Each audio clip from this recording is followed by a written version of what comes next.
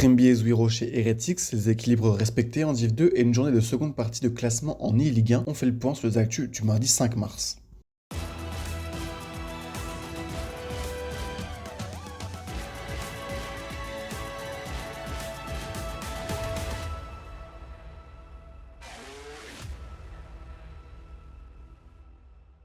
Ce mardi, donc, Team Heretics a officialisé en vidéo l'arrivée de Tremby et de Zouiro au sein de son équipe LEC. Les deux nouvelles étaient en réalité déjà parvenues aux oreilles du public par l'intermédiaire de nos confrères de Chip Esport. Les rumeurs autour du remplacement de Kaiser avaient surgi très tôt après l'élimination de l'équipe espagnole du segment d'hiver. Heretics a justifié ce changement par un besoin de plus de communication dans l'équipe passée l'early game. Connu pour être un joueur très vocal, Tremby aurait donc le profil idéal. S'il est indéniable que le support polonais a sa place dans l'élite EMEA de League of Legends, Kaiser sortait pourtant d'un segment correct, bien meilleur que ce qu'il avait montré l'an dernier chez Vitality. L'arrivée de Zouiro avait en revanche fait l'effet d'une petite bombe lorsque la nouvelle avait circulé la semaine passée, car cette décision entérine la mise à l'écart de Perkz, capitaine et leader naturel des équipes par lesquelles le mid laner est passé. Depuis son retour en Europe après son passage chez Cloud9 en Amérique du Nord, l'ancienne gloire de G2 Esport avait eu bien du mal à retrouver son niveau, lui aussi chez Vitality. Heretics a expliqué cette décision en indiquant que l'arrivée de Tremby n'avait pas permis de changer la dynamique du collectif, notamment pendant les scrims, et que de nouveaux ajustements étaient nécessaires. Zouiro est issu de l'académie de l'équipe et y évoluait depuis 2022 au sein du championnat espagnol, la Superliga.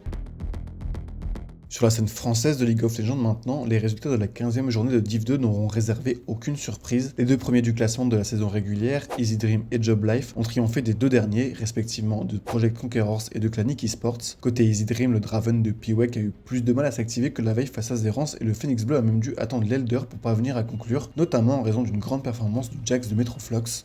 Il n'y aura pas assez malheureusement, il n'y a pas wesh même je dirais, tandis que les PCS vont tenter leur Vatou Monstrum, une dernière partie mais il n'y a simplement pas assez de dégâts. Piwek qui rappelle qu'il est bel et bien dans la ligue de Draven et vient aller chercher des kills supplémentaires à grands coups de hurlement du dragon ancestral. Il va même flex dans la fontaine de son adversaire. Job Life en revanche a déroulé avec près de 5000 gold d'avance dès le quart d'heure de jeu dans le sillage de Karim KT, élu MVP de la rencontre après avoir étouffé le Cartus de FaZe. Dans les autres rencontres, le rapport de force a également été plutôt respecté. Après sa semaine en 0-3, l'e-sport a confirmé son retour en enchaînant une seconde victoire face à Acroma. Kim qui arrive, qui va faire le rôle de La Fontaine en T4 pour protéger le Nexus. Est-ce que c'est suffisant? Lille qui ne lâche pas l'affaire, qui va tuer tous les joueurs Acroma, qui respawn les uns après les autres et qui ouvre le chemin jusqu'au Nexus. Allez, le Penta il est là maintenant. Triple kill de récupérer.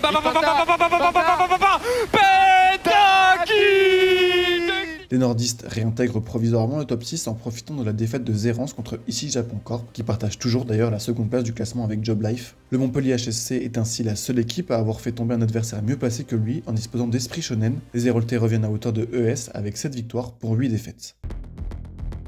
Du côté de la e-Ligue 1, la 8e journée s'ouvrait par 3 matchs entre équipes de la seconde partie du classement. Le LOSC a d'abord remporté 2-0 son BO3 contre Nantes et prend donc 3 nouveaux points pour revenir à 2 unités du top 6 qualificatif pour les playoffs. Dans cette affiche, les deux inséparables Dax et Rocky, coéquipiers sous les couleurs lilloises l'an passé, se sont par ailleurs affrontés. Le match a donc tourné à l'avantage du second qui s'est imposé sur la plus petite des marges 2-1. Après quoi, l'Estac a enfin retrouvé le sourire. Battu lors des 3 dernières rencontres, les frères Fares se sont imposés 2-0 face à Montpellier. Mainz l'a d'abord remporté 2-1 contre RVP Legend avant que Rafsou ne finisse le travail contre Dami sur le score de 6-4. 3 reste toutefois dernier à égalité avec son adversaire du soir et avec Auxerre qui ont toutefois tous deux un match en retard. Pour conclure la soirée, la SM a également repris sa marche en avant. Les Monégasques qui restaient eux aussi sur 3 revers ont mis fin à l'embellie bordelaise. Yaskos s'est d'abord défait de Karim Isbak, puis ADRX a souffert mais transformé l'essai contre Marwan MC9. Avec 6 points, la SM talonne les Girondins au classement qui n'auront pas réussi à faire la passe de 3.